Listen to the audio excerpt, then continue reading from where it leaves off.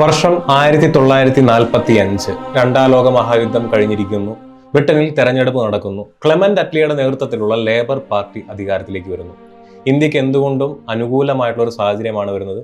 അപ്പോൾ ഇന്ത്യക്ക് സ്വാതന്ത്ര്യം നേടിത്തരുന്നതിന് വേണ്ടിയും ഇന്ത്യക്കാർക്ക് വേണ്ടി ഒരു ഭരണഘടന രൂപീകരിക്കുന്നതിന് വേണ്ടിയും അതിനെപ്പറ്റി ചർച്ച ചെയ്യുന്നതിന് വേണ്ടി 1946 മാർച്ച് മാസത്തിൽ ഇന്ത്യയിലേക്ക് ഒരു മിഷനെ അയക്കുന്നു, ക്യാബിനറ്റ് മിഷൻ.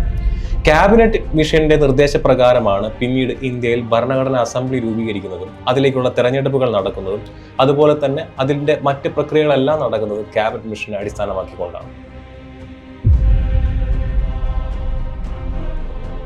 1946 നടന്നിട്ടുള്ള തെരഞ്ഞെടുപ്പുകളുടെ ഭാഗമായിട്ടാണ് കോൺസ്റ്റിറ്റ്യൂന്റ് അസംബ്ലി രൂപം കൊള്ളുന്നത്.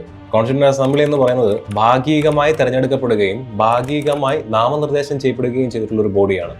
ഇവിടെ തെരഞ്ഞെടുപ്പ് എന്ന് പറയുമ്പോൾ ഡയറക്റ്റ് ഇലക്ഷൻ ആയിരുന്നില്ല, പരോക്ഷമായിട്ടുള്ള ഇൻഡയറക്റ്റ് ഇലക്ഷൻ ആണ് അന്ന് നടന്നിരുന്നുള്ള കാര്യം കൂടെ നിങ്ങൾ ഓർത്തിരിക്കുക. 389 അംഗങ്ങളെയാണ് കോൺസ്റ്റിറ്റ്യൂന്റ് അസംബ്ലിയിലേക്ക് ഇത്തരത്തിൽ നാമനിർദ്ദേശം ചെയ്യപ്പെടുകയും തെരഞ്ഞെടുപ്പിന്റെ ഭാഗമായിട്ടും കോൺസ്റ്റിറ്റ്യൂന്റ് അസംബ്ലിക്ക് അകത്തുണ്ടായിരുന്ന 389 മെമ്പേഴ്സ് ആണെന്നുള്ള കാര്യം കൂടെ നിങ്ങൾ ഓർത്തിരിക്കുക.